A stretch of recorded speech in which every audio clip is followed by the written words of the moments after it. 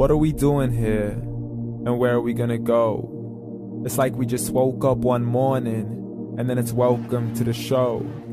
Don't ask any questions, just go with the flow. Make as much money as you can, and try your best not to get broke.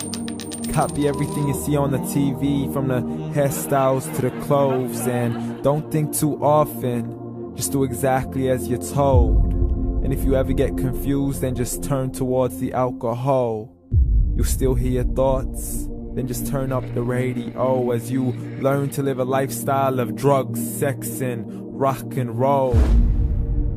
But in all honesty, I just need to know, is there more to the cycle than growing and getting old? Living and dying just to leave behind a happy home and a whole lot of property that somebody else is going to own. I just really need to know before the casket's closed, 'cause I'm not willing to gamble with my soul, nor am I ready to take any chances. These are just simple life questions, and I'm just searching for some answers. Like, what are we doing here? And what is our purpose? How did we get here, and who made us so perfect? And what happens once we go, or is this world all really worth it?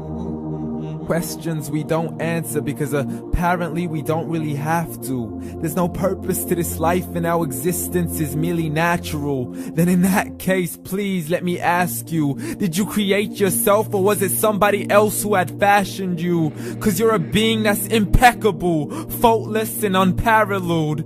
You're a product of supreme intelligence, and I'm merely being rational. For there isn't a camera on this earth that can come close to the human eye, nor a computer that can compete alongside the human mind. And if the whole world was to come together, we wouldn't be able to create a single fly.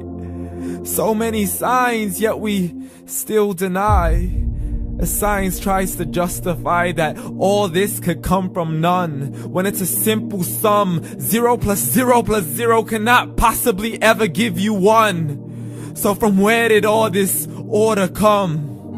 For everything has its origins, a maker, a creator of its own. I mean, the only reason you're watching this video is because somebody had to press upload. So we can believe in the Big Bang, but I'd rather believe in He who caused it to explode. Allah, the creator of everything along with every single soul. The ever-living, the master, the only one who is in control. Unlike his creation, beyond our imagination. And no, he's not a man, nor does he have any partners in association. He's on his own. And no, he did not ever leave us alone. Just like every manufacturer, he left us with an instruction manual. The Quran and Islam, and I'm sorry to jump to conclusions, but it's the only one possible.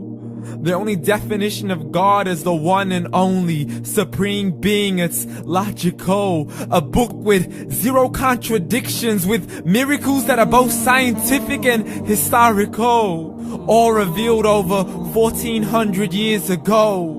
Like the detailed description of the human embryo. The descriptions of the human embryo in the Quran cannot be based on scientific knowledge in the 7th century. To the mountains as pegs holding firm the earth below, and the 2 seas that don't mix in a complete separate flow. To the planets in orbit, alternating night and day as they stay in flow. The expansion of the universe and the creation of everything from H2O. To the stories of the past and the preservation of Pharaoh. To identifying the lowest point in the land where Persia defeated Rome. The gushing fluid that created man in the glands between the ribs and the backbone. And not a word has changed, it's still the same. So please explain how all this was known over 1400 years ago. To a man who couldn't read or write as he would recite whatever the angels spoke. And if you still don't believe, please try to come up with something that's even close.